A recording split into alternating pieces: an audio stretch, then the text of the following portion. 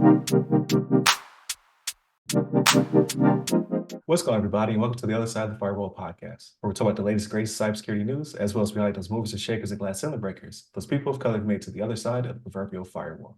My name is Ryan Williams, and as always, I'm joined by Shannon What's up? What's up? and Chris Apicon. What's going on, everybody?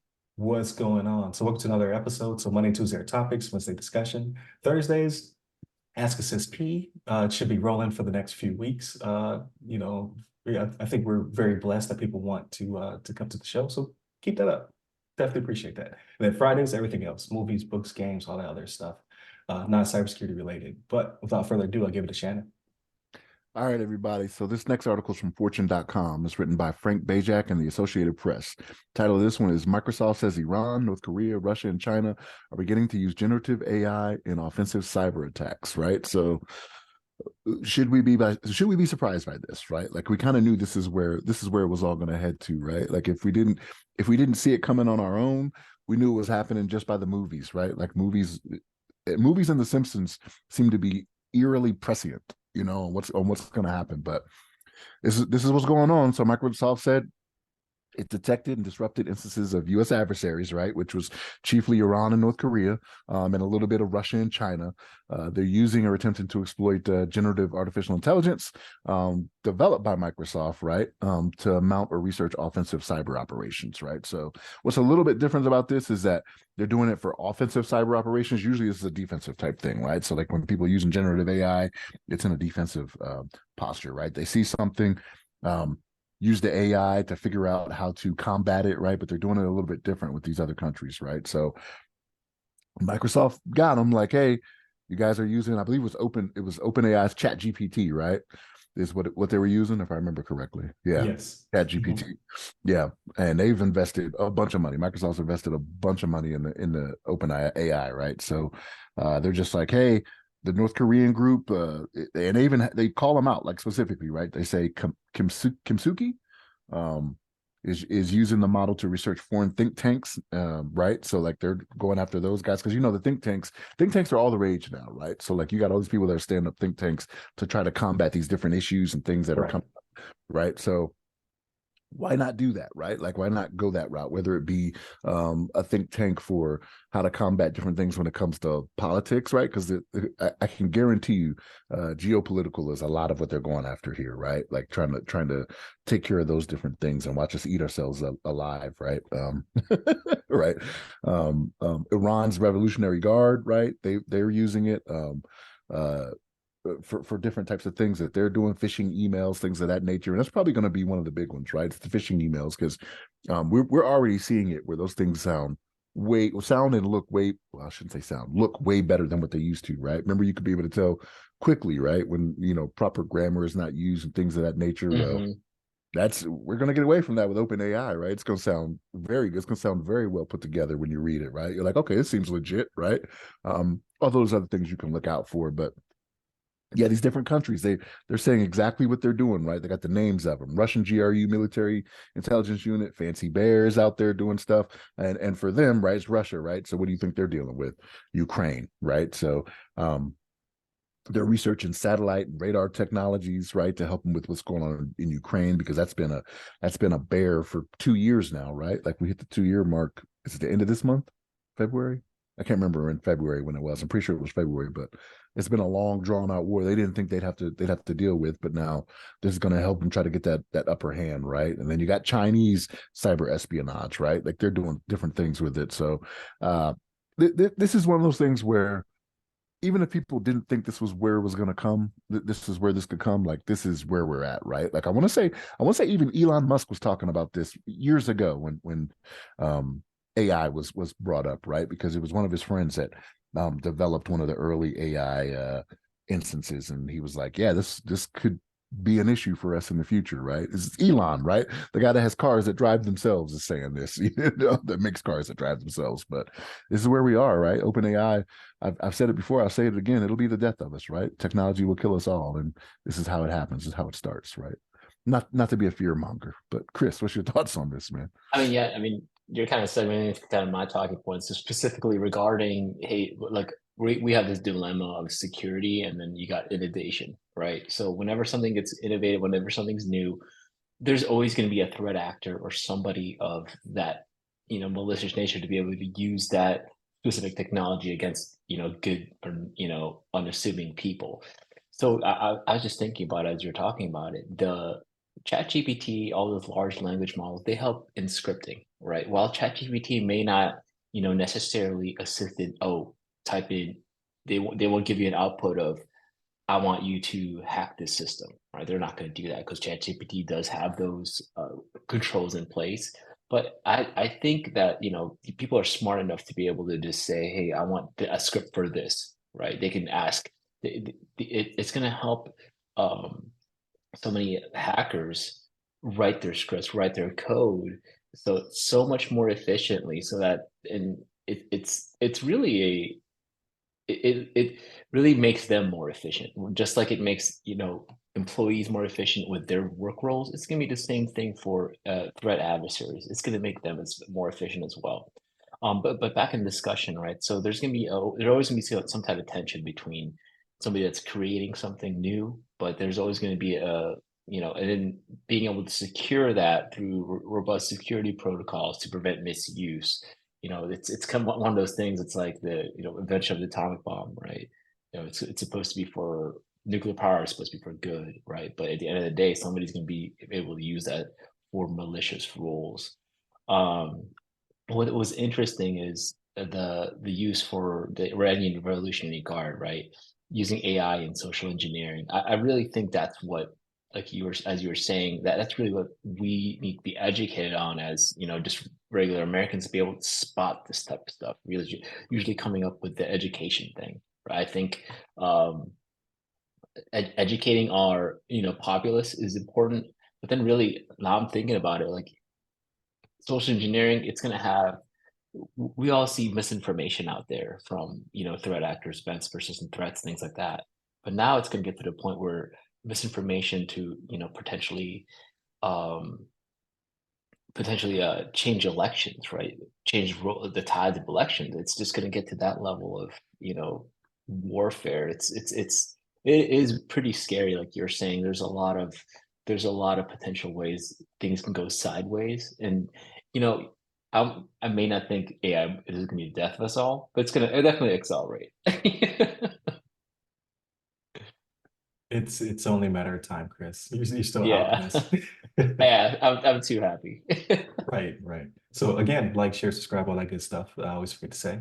Um, yeah, this is only the beginning. I'm still very optimistic on AI, only because I'm that guy who likes tech. I can't wait to see where Mm, this goes. Like, there's some real crazy stuff that they've built. We talked a little bit offline about the new Sora. So Sora, Sora, is able to make 1 minute long generative video based on prompts. You just say, "Hey, I want you to give me a drone shot of Tuscany," and then it makes it, and it looks so good. But then if you get too into the weeds, like they had one where it was like a grandmother celebrating her birthday surrounded by family, and it looked really good until you start to really stare, and you're like, those hands aren't moving right, those fingers don't look quite accurate, but it is 1,000% better than it was a year ago. Only 1 year, it looks almost spot on. So just think of next year and next year. 5 years down the line, you will not be able to tell the difference. And it's watermarked to protect us or whatever, but people will learn how to remove that. Like we learn how to do that every time a new product comes out. Like, how do I remove this watermark? How do I remove whatever it lets you know where it came from, right? The metadata. How do I manipulate that to get rid of this? That's only a matter of future as well.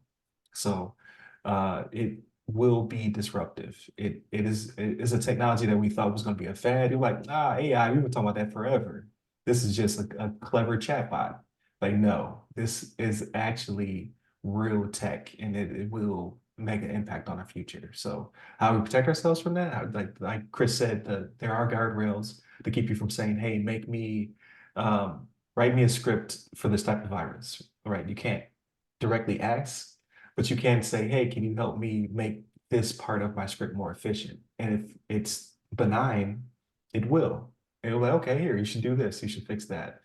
How do we get around that? It would be monitoring, and that gets really into Big Brother territory, right?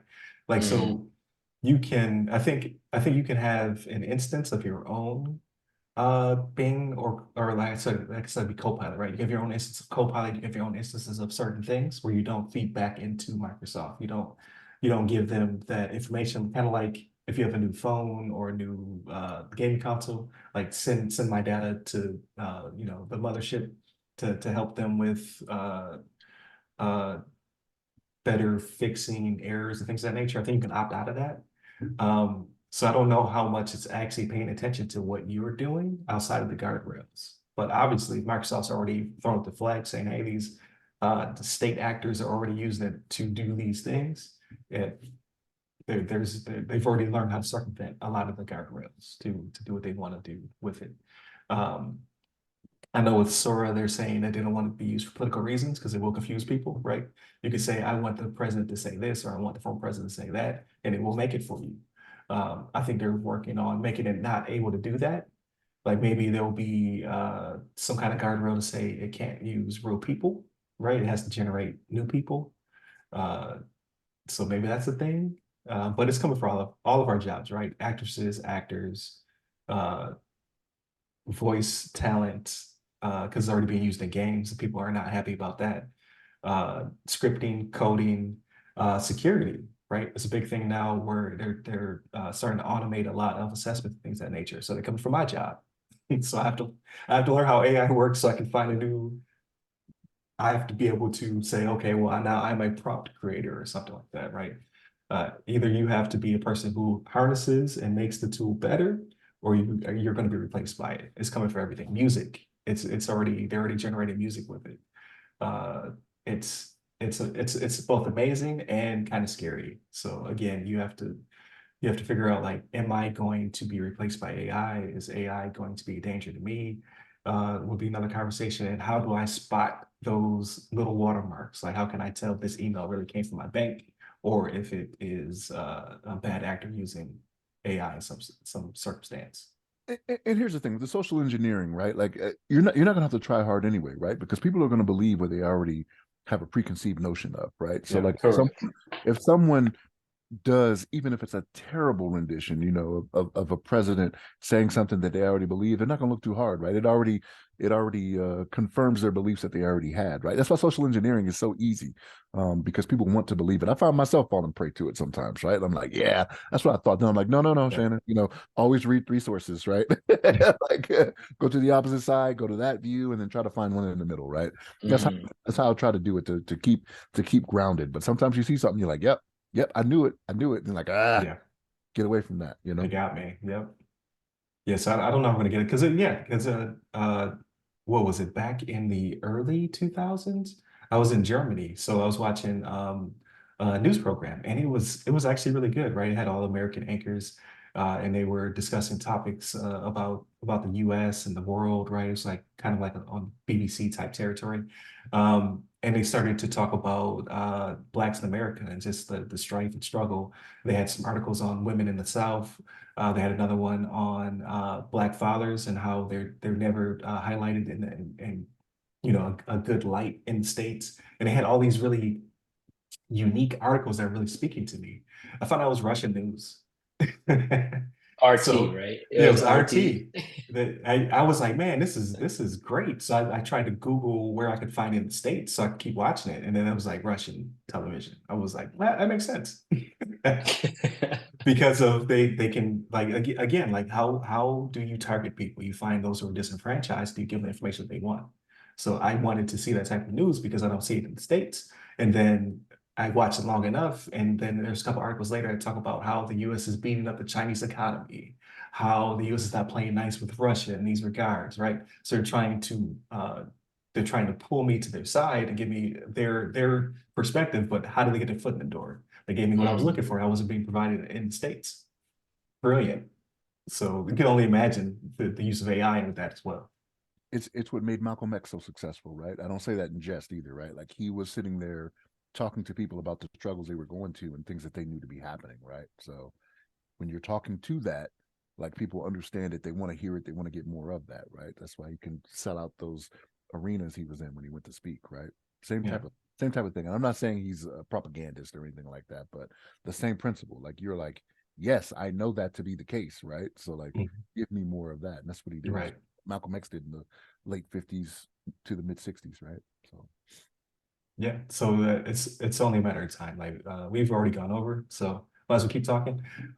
It's only a matter of time before it does start to become really disruptive. Like we're only like we're right on the fringe. Like we're starting to feel it a little bit. That's what technology does. Like when something new comes in, it doesn't necessarily always replace what was before it, because like we're still going to need people who are going to be authors. We're still going to need people to make movies. We're still going to need people to do the jobs they do. But this will be something like you can't exist without a phone now. Everyone has to have a phone. Like everyone has to have the internet. Everyone has to have these things. I think it's going to be the same thing for AI. It will be attached to us in some circumstance, and you will always need it. So it is the future. You cannot get rid of it. We can't walk it back. Can't put it back in the box. This thing exists now. So what all that entails, I don't know. But we will see it this year, but it will not be as bad as the next election year and the one after that, and so on and so Mhm. forth. Like this will just be the first tip of the iceberg, and it will be crazy. it's kind of like Sonny and iRobot, right? Like he can only we're past this point now, but he was just recreating what was given to him in his dreams, right, by his Yeah. creator, right? And he has that scene where he's asking Will Smith about the masterpiece. He's like, "Can you create a masterpiece?" And he asks him, "Can you?"